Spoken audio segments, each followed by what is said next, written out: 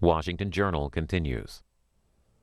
And joining us now from Little Rock, Arkansas, is General Wesley Clark, the retired general and former NATO Supreme Allied Commander in Europe. General Clark, thanks so much for joining us. Thank you. Pleasure to be with you. Pleasure to have you. And we are talking about NATO in the wake of the Brussels attack. You were stationed in Brussels when you were head of NATO. Are you surprised? Were you surprised by the attacks last week there in Brussels? Well, it's always shocking when it happens, but I wasn't surprised in terms of the fact that we know that the security, the internal security in Belgium and especially in Brussels, has been weak for years and years and years. It's an international city. It prides itself on being open. It's got lots of neighborhoods of people of different nationalities. The country's split by people who speak two different languages. They've fought bitterly, politically with each other for decades. There was always talk about maybe Brussels is the center of the split that's going to take Belgium apart between the Flems and the Walloons, those who speak Flemish and those who speak French. So it's not a country that's had a strong central government. It's never had really good internal coordination among its police, and it's had people who have been disaffected living there for years and years and years. So it's the least secure country in Europe in my experience. We are talking with General Wesley Clark about the situation in Brussels and about NATO. Our viewers can chime in on our lines, 202-748-8001 for Republican callers, 202-748-8000 for Democrats, and 202-748-8002 for independents. General Clark, in today's New York Times, it talks a little bit about the criticism of Brussels in the wake of the attacks of last week. It says the head of the largest police unit in Belgium warned on Thursday of a serious security problem at Brussels airport, citing systematic security flaws, bureaucratic incompetence, and the employment of baggage handlers with criminal records. His remarks came as airport police wrote an open letter cited in several Belgian newspapers expressing deep concern about the level of security at the airport, echoing worries about procedures, staffing, and the potential for infiltration by terrorists at the Paris Charles de Gaulle airport after the deadly attacks in and near Paris in November. Since 2001, the European Union has adopted a uniform set of rules and procedures for protecting the areas of any airport that are behind security checkpoints, but the methods for safeguarding of areas accessible to the general public are established at a national level and therefore vary among member states. Do those findings surprise or concern you? Well, of course they concern me, but they're not a surprise. But to secure an airport, you can't do it in isolation unless you're going to ring it with a bunch of military guys and stop everybody from coming in. Airport security starts with the general security of the public. So it starts with local police being able to receive information from national and international authorities. It starts with working off a terrorist watch list, for example, and cooperating with international allies. And that information has to be analyzed, filtered, passed down to local authorities. You have to have the authority to do investigations. You have to be able to have a certain amount of listening to the communications in your own areas. These are fundamental outside the airport, and then you have to look at the airport itself and access to it. So it's all part of a broader pattern of it's left over from an earlier age, and it has to be tightened up. Okay, how does Europe's security situation differ from the situation with security at airports here in the United States? Since 9/11, we've put billions and billions and billions of dollars into our own homeland security situation. We've ended the gaps that used to be between the FBI and state police and local police authorities. That's been tightened up considerably. There's much, much better information sharing. We've got much better equipment. We have integrated watch lists. We pull together information from international agencies across our border. It's just a much tighter system. I'm not saying that we can't have another terrorist incident in the United States, but before and after is much different in the United States. Europe has to go through that process now in a very serious way. We are talking to retired General Wesley Clark, the former NATO Supreme Allied Commander in Europe, where he served from 1997 to 2000. General Clark, Donald Trump, the Republican presidential frontrunner, has been critical of NATO, even calling it obsolete. Let's take a look at some video from Donald Trump from his recent Washington Post editorial meeting about this. I see NATO as a good thing to have. I look at the Ukraine situation and I say, so Ukraine is a country that affects us far less than it affects other countries in NATO. And yet we're doing all of the lifting. They're not doing anything. And I say, why is it that Germany's not dealing with NATO on Ukraine? Why is it that other countries that are in the vicinity of the Ukraine, why aren't they dealing? Why are we always the one that's leading potentially the Third World War, okay, with Russia? Why are we always the ones that are doing it? And I think the concept of NATO is good, but I do think that the United States has to have some help. We're not helped. I'll give you a better example than that. I mean, we pay billions, hundreds of billions of dollars every year into supporting other countries that are, in theory, wealthier than we are. Hundreds of billions? Billions. Well, if you look at Germany, if you look at Saudi Arabia, if you look at Japan, if you look at South Korea, I mean, we spend billions of dollars on Saudi Arabia, and they have nothing but money. And I say, why? Now, I would go in and I would structure a much different deal with them. And it would be a much better deal. When you look at the kind of money that our country's losing, we can't afford to do this. Certainly can't afford to do it anymore. And also, General Clark, in a recent piece in Real Clear Politics, it says Donald Trump says NATO doesn't have the right countries in it for fighting terrorism. What's your reaction to that? Well, first of all, we need NATO. NATO is a vital security institution for the United States. It's pulled together by the strongest commitments that one country can make to another, that an attack on one is an attack on all. We put it together when the Cold War began back in 1949. It served us well, and we need it today because there are security threats in Europe. We're not in NATO to help others. We're in there to help ourselves. The United States fought 2 world wars in the 20th century because we recognized that we couldn't allow Europe to be dominated by our adversaries. So what we learned from that experience was form strong alliances, have collective defense in peacetime to prevent the Third World War. It worked during the Cold War, so we need NATO. It's in our interest. We've been arguing about who pays what in NATO for 60 years. There's nothing new in what Mr. Trump says, but there is a lot of information he doesn't share or doesn't seem to have. For example, in the case of Ukraine, actually, it's been Germany who has shared the lead for dealing with Russia. And this has been a concern because Russia's a nuclear power, Germany isn't. It's been Germany which has borne the brunt of the sanctions burden in cutting off certain economic relations with Russia because they had heavy industry trade there that's been shut down.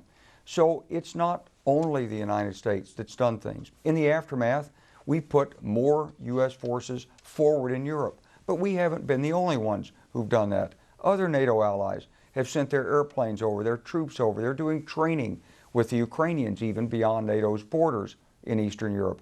We're not the only ones doing that. So I didn't hear any of that in Mr. Trump's remarks. So it's a mixture of old sentiment and a lack of current information. Okay, we are talking with retired General Wesley Clark, former NATO Supreme Allied Commander in Europe.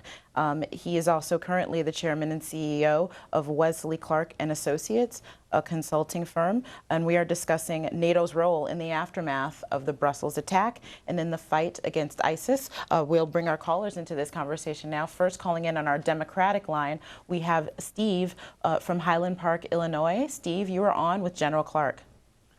Good morning, General Clark. Good morning. It's an honor to speak with you. I've followed your career for many years, and I think you would have made a great president. And here's my question. What are the chances of you becoming vice president for either Hillary or Bernie? I think the chances are very, very low because they're going to look for who best can help them in what they need. Hillary has great foreign policy experience. She knows what she's doing. I think she will be the nominee for the Democratic Party. And I'd be pleased to help our Democratic nominees in any way I could, but she's got to make her own decisions on that. I'm in business today. I'm traveling around the world. I often talk with leaders of governments and important defense officials in other countries, so I stay current on these issues. Be happy to help, but no, I'm not in active politics. General Clark, just to follow up on that, are watching the presidential election, are you satisfied with the current discussion surrounding NATO and national security? Well, I think that really they haven't come up in the Democratic context. They will come up in the context of the general election more, and that's appropriate because right now we're at kind of an inflection point in American politics, and I think it's reflected in what's going on in both parties. The traditional formula for the last 40 years has been keep inflation low, make financing available, open up international markets, let the free market system work, and Americans will be better off. It certainly worked during the 1990s where under the Clinton administration we created 22 million new American jobs, and Americans at every level of the income scale ended up better off. But that hasn't worked as well since 2000. That formula is just not as powerful today. And you're seeing the impact of that in politics, both in the strong support for Donald Trump on the right and in the questioning of conventional economic wisdom in the Democratic Party by a lot of the people who support Bernie Sanders. They're asking, what are these free trade agreements about? Why are we sending jobs overseas? What's this income disparity that's emerged? And so on both sides of the aisle, we've got to take another look at the economics of the United States. The macroeconomic theory of the past is not as powerful as it is today, and we're going to need some new thinking. So I think that's a good thing in this election, and it's good to do it now. But when it comes to the general election, certainly we'll be talking more about national security. Okay. We are talking to retired General Wesley Clark, former NATO Supreme Allied Commander in Europe, and we are talking about NATO in the aftermath of the Brussels attack and beyond. Up next, we have on our Republican line Tom from Woodbridge, Virginia. Tom, you're on with General Clark. General, calling in on the Republican line, it's also a great honor to talk to you. I've also followed your career. In particular, I think you made some very prophetic statements when you were running for president regarding the destabilization of the Middle East, a step-by-step process of changing the governments of 7 Middle Eastern countries. I'd be curious to hear what your feelings are about what has transitioned, what's transpired over the last 10 or so years, and then in addition to that, with regard to the upcoming presidential election, I'd be curious to hear who you believe is probably the worst possible outcome in the election for national defense in particular, and who do you think would be the best? And I do agree that even as a Republican, I'm very conflicted about Trump, and Tom, let's give General Clark a chance to respond to your questions. Go ahead, General. Well, thank you. Thanks for those questions, Tom. Look, I think that what I was saying in 2002 and 2003 was coming from information I was getting from the Pentagon, that there were people in there who believed that our policy should be to turn over those old regimes that had worked with the Soviets during the Cold War and try to get democracy spread across the Middle East. We started with Iraq. I think there were those who said, well, we'll just march from Iraq into Syria, we'll fix Lebanon, we'll get rid of all that in there. But it didn't work that way. And instead, we've got long-term instability in the region. It's difficult. I'm glad we pulled our troops out of Iraq, or most of the troops out of Iraq. We've got to work against ISIS, of course, but we weren't going to, and we're not able to transform a country's culture that has different standards, different histories, different experiences, different expectations. You can't suddenly send a few tens of thousands of U.S. troops over there, wave your magic wand, put in some money and say, okay, now you're going to be like us. How would you like to be the 51st state? It doesn't happen. That kind of nation building is flawed in conception. So we've got to work with the cultures that are there. We've got to work with our friends and allies in the region. And we've got to promote the kind of step-by-step change that is possible, that people can accommodate in their own lives and their own values. I think they'll eventually come out probably a lot like what we are. But it may take generations to have a more open, more egalitarian, more mobile society than what we find there. So can't do it by force of arms. And I think that's one of the big lessons. I think President Obama understood that, and so I think he's made some wise moves in avoiding committing another big batch of U.S. forces chasing terrorists through Syria. Still got to work against ISIS. We've got problems in North Africa, problems in Central Africa, but we're solving these problems in an efficient way. When I look into the presidential election, and I'm looking for someone who's got experience, every new president is challenged on national security. And you know, foreign policy is the one area, national security, where presidents have the most immediate impact. It's very hard for a president to snap his fingers or her fingers and create jobs, bring industries back. But national security, that's the province of presidents. And so you want someone who's experienced and knowledgeable. You need a policy that's consistent, that's reliable, that lets others work with us and gear their own internal politics on the expectation of the relationship with the United States. So I look ahead, I see Hillary as the most experienced person we've probably ever had running for this national office. And when I look at the Republican side, I don't see anybody who has that level of experience. So I'm worried on the Republican side. And when I listen to Mr. Trump speak, I'm even more concerned because in foreign policy, and I've been up there and dealt with heads of state, you've got to have reliability and consistency. Sure, maybe there's a time when you do something that's unpredictable, but that can't be your policy, to be unpredictable. It might work in business negotiations, it doesn't work in foreign policy. And so I'm concerned about what I'm hearing on the Republican side. When I look at the record of presidents who've succeeded and failed, if you go to the ones who are at the bottom of the list of the 44 and say, who had the greatest problems? It's the people who didn't pay attention to details, who couldn't work across the aisle with others, people who were locked into ideological straitjackets, and people who didn't see the strategic big picture. And that's what gets presidents in trouble if you look at the historical record. I see a lot of that that's worrisome on the Republican side. Okay, General Clark, you hit briefly on President Obama's policy in terms of fighting ISIS.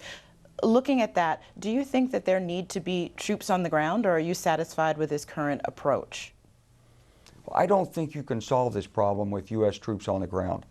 ISIS is a reflection of the realities of the Middle East. It got its start because Iran, using Hezbollah, was trying to take over Syria, Lebanon, encircle Israel, and cut off Saudi Arabia, block Turkey.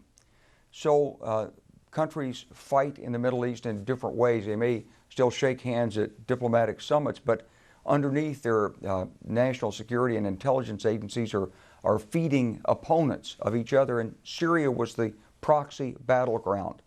So putting a bunch of U.S. troops in there when you haven't solved the underlying political strategic issues in the region was a recipe for a long-term, bogged-down, ineffective occupation, unless you just wanted to support Bashar Assad, as Mr. Putin is doing.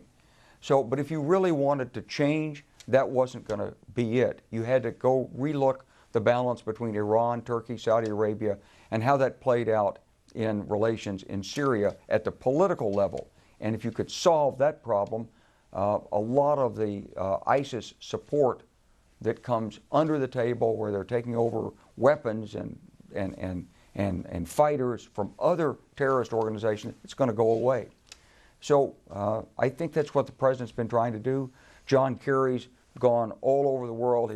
He's really worked really hard to try to pull something together out of this. It hasn't happened yet. But I go back to the experiences in the Balkans, which were much more simplistic, but in a way they were instructive. Took us over 2 years after the United States became engaged to bring effective diplomacy to bear in the Balkans. Lots of failed efforts. And we weren't working directly against Russia in those days. Today, Mr. Putin has his own ambitions, his own directions, and he's certainly not pulling in our direction. So that makes it even more complicated in the Middle East. Okay. We are talking with retired General Wesley Clark, former NATO Supreme Allied Commander in Europe, and also a former Democratic presidential candidate in the 2004 campaign. Up next on our independent line, we have John from Holyoke, Massachusetts. John, you are on with General Wesley Clark. Hi, thank you. I wish people that have smartphones, right, stop being stupid and do the research on the history of this country, okay? We have propped for 40 years, we have bombed countries with brown people in it. We have put dictators in it for the past 40 or 50 years. For the international corporate white 1% fascism that put Hitler into power. Well, John, let me ask you this. Do you have a question for General Clark? I have freedom of speech. Let me finish. You had Coca-Cola. You had J.P. Morgan. You had Prescott Bush, who was running Union Banking Corporation for the Nazis. And you gonna think the fox ain't coming home to roost? All right, we're going to move along in our discussion about NATO. We're going to go to our Democratic line. John from Bethesda, Maryland, you are on with General Wesley Clark. Hello, General Clark. It's honored to speak with you. I just had a question about homegrown terrorists, whether it's Al-Qaeda or ISIS potentially building cells here, or like the Gulen movement. Are we doing enough to prevent that from happening in our country, or are we just too worried about this happening overseas, but not enough about things going on here in the U.S.? I think we're working really hard in the United States, but we've got some advantages culturally. People come to the United States because they want to be here, they want to take advantage of our laws, our freedoms, and they want to become Americans. And that's what's happened for 2 centuries in this country. So people are proud of where they come from, but they're proud to be part of a new nation, and we're still that new nation. So I think when you look at our record of assimilation of immigrants in this country, it's an outstanding record. And Europe can't say that. In Europe, what's happened is people have come from North Africa and the Middle East. They come and live in these European countries, but they go back home and they're really not Frenchmen or Germans in the sense that these immigrants come to the United States and become Americans. So we start out with some tremendous advantages. But we're very conscious of the threat of domestic terrorism, and our police agencies, our FBI and others are very watchful of this. They're working with local community leaders, local police forces, and we've lost a few young people to ISIS, but we're very careful on this. We work it really hard. Not perfect, trying to do better. You mentioned, General Clark, you mentioned Russia's involvement in Syria.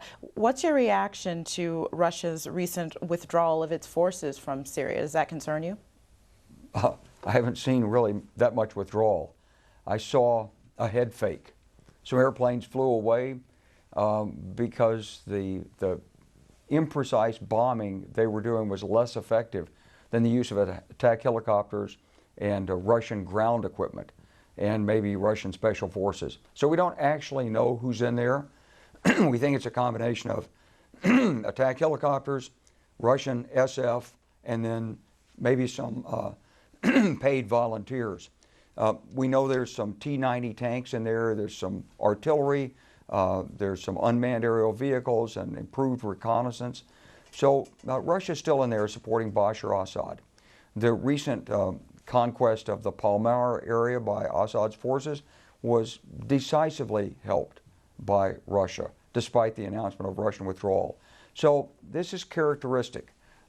Mr. Putin makes an announcement, the press follows it, just as the case when Russia invaded Ukraine, and people kept saying, well, who are these little green men? I mean, who are they? They're wearing Russian uniforms, they're carrying Russian weapons, but they won't talk to us and admit they're Russian soldiers. Who could they be? And today, if we could get in there, we see that there's Russian involvement still in Syria. He's pursuing his own objectives in there. And thus far, he's making a difference. Okay. Our next caller is on our Republican line. We have Bill from Boyertown, Pennsylvania. Bill, you're on with General Wesley Clark. Thank you, C-SPAN. Good morning, General. Morning. I just want to say I'm not an anti-war person. I had two grandfathers. One was injured in hand-to-hand combat at Belleau Wood during World War I. My other grandfather was shot down as a pilot in a Vickers Wellington after dropping bombs on Germany, and he was killed. So I come from a family that supports the military. I have to say, though, that I do agree with Trump that I think NATO may have served its purpose. You started off the program this morning, General, by saying how indispensable NATO is. What I'd like to, questions I have is, one, why don't you tell all the viewers what NATO stands for? And secondly, isn't it, you said that you thought Hillary Clinton was probably the most qualified person to ever run for the office. How can you say that, given people like General Dwight Eisenhower, who became president after being a general? I think he was a lot more qualified than Hillary Clinton. And didn't he warn us about the military-industrial complex? I'd like you to say a few things about the military-industrial complex. All right, Bill, let's that's a lot of things to unpack. Let's give General Clark a chance to respond. Okay, so, well, NATO stands for the North Atlantic Treaty Organization. And what it's trying to do is extend the zone of stability eastward across Europe. It's trying to provide a zone of protection within which democracy, free market economies, and self-determination by nations can emerge and take place.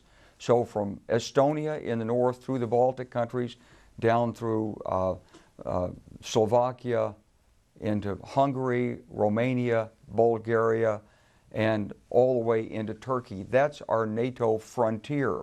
And it's being challenged economically and geostrategically by Mr. Putin.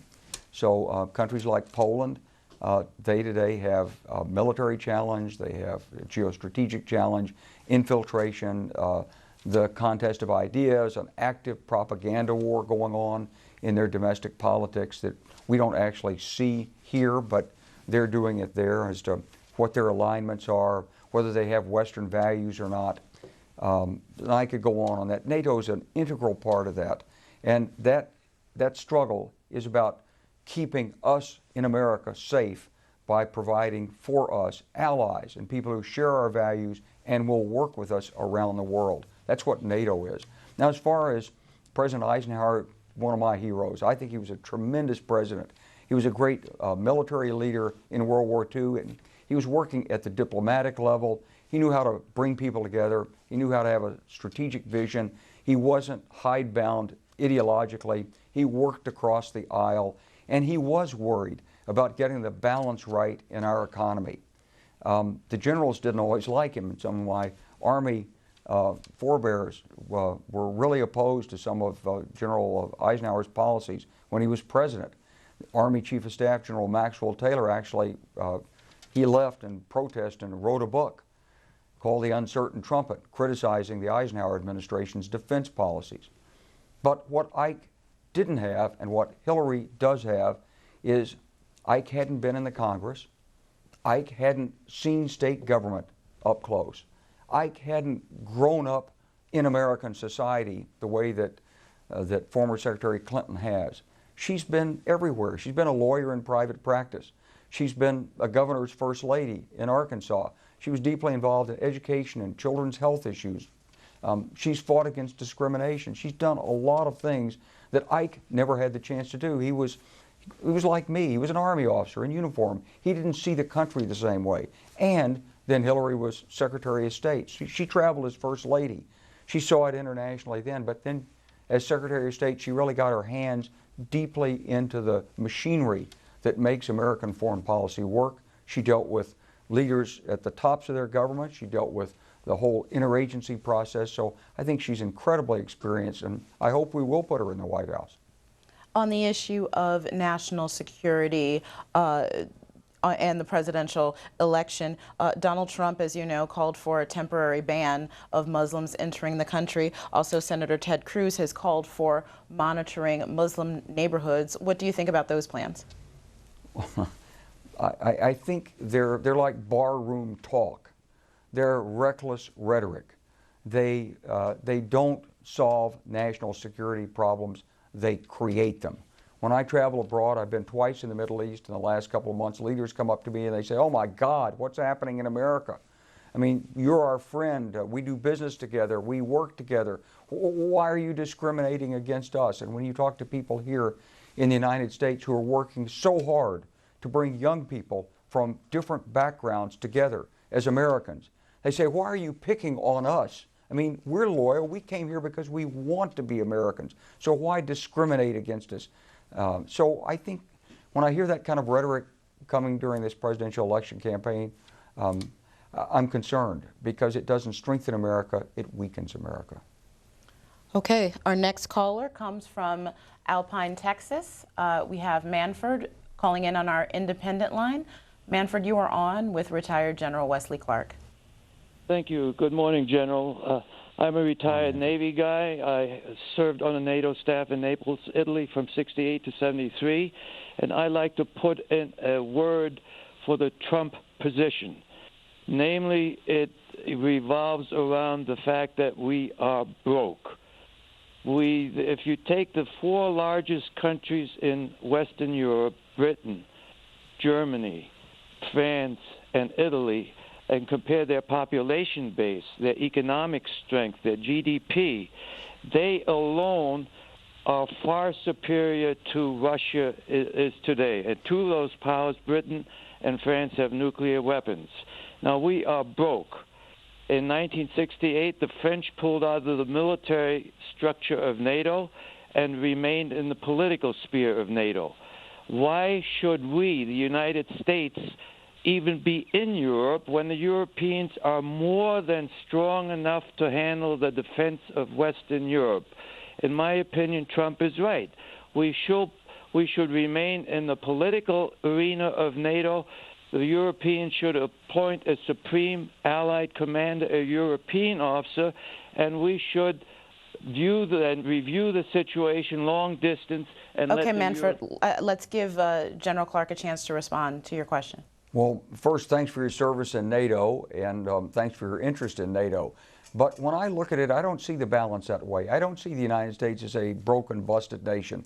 I see us as the strongest, most powerful nation on earth. And we've been in NATO for our own self-interest since 1949 because we knew that as Europe was rebuilding and as Europe was developing its economies, it was confronting a nuclear state in the Soviet Union and now Russia that's more powerful militarily than any of our European colleagues. We don't want to have Germany or Hungary have to stand up alone to Russia. That's why there's a NATO alliance. It's in our interest. Now, could they do more, spend more money on defense? Absolutely. Should they? Certainly. And Ike pointed this out in his very first message back to President Truman in 1952 when he was the first NATO commander. And every subsequent NATO commander has said this. Got to put pressure on the Europeans. They got to spend more. Well, they're promising to spend more now. Russia's back. They're spending more. I've been over there. I've talked to some of their leaders. They want to do more. But they can't stand up to Russia and maintain the frontiers of freedom without American leadership. There's a reason why that Supreme Allied Commander Europe is an American and why he's also the commander of the U.S. European Command. because that transatlantic linkage is the key to security in Europe. That's why Putin doesn't like it. That's why he's arguing against NATO. Putin doesn't want a European Union. He doesn't want a NATO. He wants to be able to deal with each one of these European countries separately, cut them off from each other, threaten each one independently. And he's been doing that. And it's NATO that holds it together. So let's remember the organization has kept us safe for the Cold War. Let's don't worry about being an accountant bean counter and talking about $1 here and $1 there and throw out what we need, because you can't run NATO like an American business and worry about your quarterly earnings, your profits and losses. NATO is a long-term effort for national security that's in our interest. We've always been the leader. We've been the leader because we're the most powerful state. We've also done, in our own view, more than our share. And that makes the Europeans dependent on us, and that gives us the leadership that keeps us safe. Okay, we are talking to retired General Wesley Clark, former NATO Supreme Allied Commander in Europe. When it comes to the situation in Syria, General Clark, what do you think should happen to Syrian President Bashar al-Assad? Well, I think Bashar al-Assad is going to have to go, but he won't go if he's winning militarily. So you're not going to get him out of there, and you're going to have a continuing struggle inside Syria. What Russia's done is use the ceasefire, or the effort at ceasefire, to advance its own ends of strengthening Bashar al-Assad. And we don't know what the ultimate outcome is going to be, but we know this, that in Syria we're not going to be able to do what we did in Iraq, which is say, let's get rid of all the Syrian armed forces, let's get rid of the Baathists, or all the people who've supported Assad. So when we're talking about the outcome in Syria, maybe Bashar al-Assad and his family leave, but the structure of the Syrian government has to remain. The utilities have to work, power has to be restored, and construction, reconstruction, roads built, and industry recreated. You can't do that starting from scratch. We tried that in Iraq, didn't work. One of the biggest mistakes we made in the occupation was outlawing the Ba'athist Party and disbanding the military. So we're not going to repeat that mistake in Syria, I hope. Okay, we have a question for you, General Clark, from Twitter. It comes from Socialist. It asks, do you agree that the Israel-Palestine conflict is a root cause of a long list of problems in the Middle East? Well, I think it's associated with a long list of problems, but it's not necessarily the cause of them. The Middle East is a region that's caught up in vast disparities of wealth. It's the European powers designed it in the wake of World War I with the Sykes-Picot Agreement. We try to create nation states out of areas that were essentially tribal. We put families in charge. The Middle East then became incredibly wealthy in some regions because of oil. It became the cockpit of great power competition. So there are a lot of forces at work in the Middle East. And one of those forces is the struggle between Israel and the Palestinians. But that's been exploited by many regimes in the Middle East to distract their own populations from what's happening in their own countries. So is it a problem? It's certainly a problem, and particularly for the people who live there on both sides. But it's not the root cause of all the problems in the region. And if you could snap your fingers and fix it tomorrow, those problems of modernization, of trying to take tribal societies and bring them into the 21st century, and of dealing with the extreme disparities in wealth created by oil in the region, and promoting education and development and modern national cultures, those problems aren't going to go away. Okay, up next on our Democratic line, we have Elmore calling in from Jackson, Tennessee. Elmore, you're on with General Wesley Clark. General Clark, thank you for your service. I'm also retired Air Force. I put 20 years in the Air Force. And one of the things I know is important is to address root causes. I work a program called Social Action for about 17 years while I was in service. And when you talk about what's going on in the Middle East, we have to really begin to understand the root of those problems. We went in there to try to establish democracy over in those countries without really understanding all the ramifications from that particular process. So we have total turmoil going on in the Middle East, from anywhere from Iraq to Syria, Libya, Yemen, and Morocco. All those nations are in turmoil. You mentioned experience. Experience is very, very important, but we have to learn from our mistakes.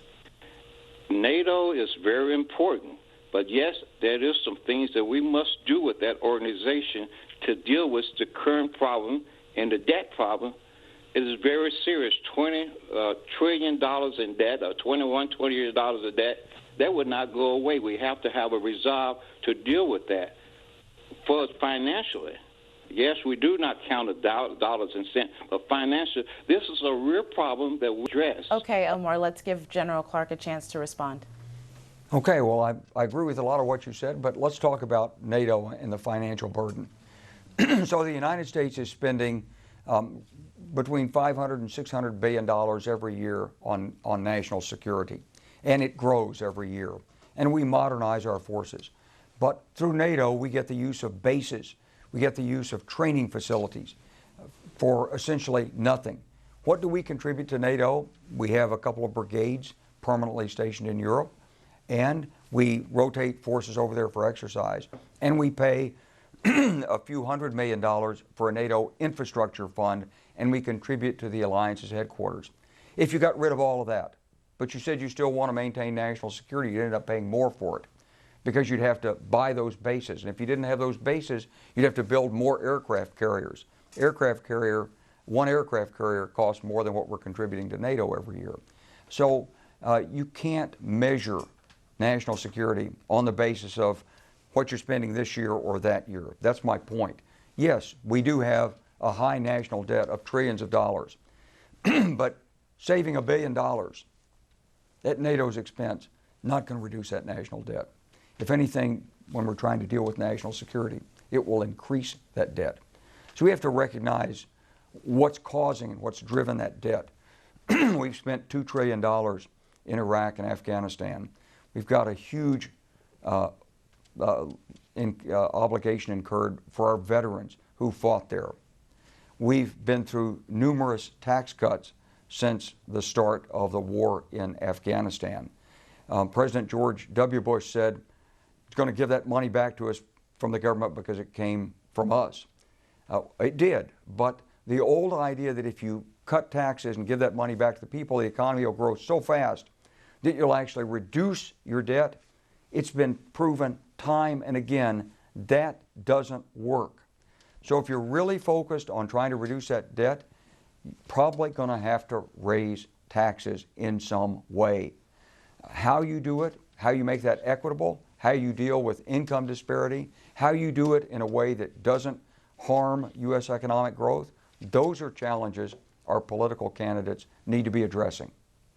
Okay, General Clark, in our next segment, we're going to be talking about the fact that starting today, women will be integrated into combat roles in the U.S. military. I just wanted to get your reaction to that. Well, I think it's an appropriate and timely step.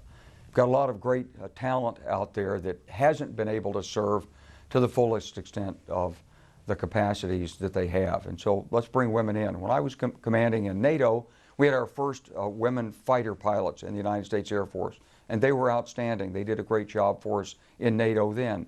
And since then, we've continued to broaden the opportunities for women to serve. I remember how proud we were when the first Army soldier, female soldier, won her Silver Star in combat and fighting off an ambush in Iraq in 2004, 2005. And people looked at this and they said, these women are capable of not only heroic service, but valor in combat in providing direct fire against the enemy. So can they measure up physically? Lots of them can. Are they mentally tough? Lots of them are. And can we use them in our armed forces? Absolutely. If you measure men against women, sure, they have different capacities, but I had a lot of great female soldiers, sailors, airmen, and Marines who worked with me, and I'm impressed. I'm glad we're moving in the direction we're moving. It'll make us stronger as a nation, and it'll make our armed forces stronger. Okay, next on our Republican line, talking with General Wesley Clark, is Ben. Ben's calling in from Purcellville, Virginia. Ben, you're on with General Clark. Good morning, and thank you for C-SPAN. Good morning, General. Thank you for taking our question. Good morning, Ben. Obviously, we probably have a lot of disagreements based on my being a Republican, but I want to tell you I appreciate your candor, and I do agree with a number of your positions, most specifically that you can't change foreign cultures, and I do believe NATO is important. I did, however, want to ask you, in light of your candor, if you would please comment, and I'm not asking about criminal culpability here. You've spoke at length about Mrs. Clinton's experience. As a former Marine officer and 15-year veteran of the intelligence community, I've held a TS/SDI clearance most of my life, and I know you held one in your position.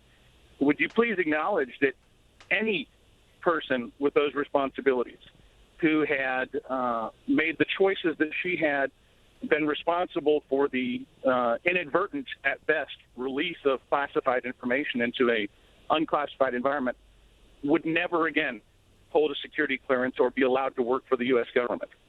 And that alone, in terms of, a person's choices, says a great deal about her willingness to disregard national security and national safety for her own benefit. Ben, we only have a few seconds left. I want to give General Clark a chance to respond. Well, Ben, it might not surprise you, but I don't see it that way. What I see is, and I've worked at the top level, first of all, people at the top are very conscious of national security and protecting information. I think Hillary Clinton was and has been very conscious of this. But they also have to be able to travel around and be effective. And one of the problems we've had is we haven't been able to have mobile protection for national security. So you had a situation where, when I was a NATO commander, there weren't BlackBerries. Yes, we had some emails, but they came to the office. And I had an assistant who handled emails. I didn't even do it myself. I left office in 2000. In Europe, when Hillary became Secretary of State in 2008, there were BlackBerries. And you couldn't keep up if you had to go back to your office or had to rely on a fax or a courier to bring you a document. And so naturally there was an effort on the part of the people who worked for her to communicate. I looked at these, the information that's been released that's classified, and some of it is technically classified. I didn't see anything that's been released thus far that's particularly damaging to national security, but when I look at the process that was involved, what I saw was that people were trying to reach her so she could do her job, and they were inadvertently taking snippets of information that were technically or could have been technically classified, and they thought they had avoided the problems of it, and they sent it to her in a way that it shouldn't have been classified. Now, on subsequent review, some of it turns out was still classified, shouldn't have been sent there. But that's far different from saying that someone has deliberately exposed or leaked or improperly handled classified information. She had her own security experts in the State Department, and they knew what she was doing with her emails, and they discussed it before she did it, and they gave her approval to use her own email account. That's the way it worked in the State Department. And the State Department's connected to the rest of the government in terms of protection of classified information. So when I look at this, I see, and I've known Hillary for a long, long time. I'm from Arkansas. I know the background. I know the people who've known the Clintons since the 1970s when they came back to Arkansas after college. And people have looked at Bill and Hillary Clinton and said the most incredible, talented people. They're going to be so influential in life. And they've attracted lots of long-term friends, and they've attracted lots of opposition. And I look at this intelligence issue on emails, and I see some germ of concern, but I see mostly a partisan attack on a woman who's spent her life in efforts to better serve the American public.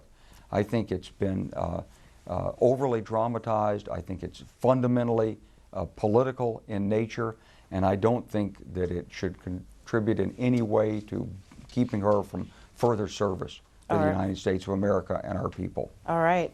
Retired General Wesley Clark, former NATO Supreme Allied Commander in Europe. Thank you for joining us this morning. Thank you. And coming up next,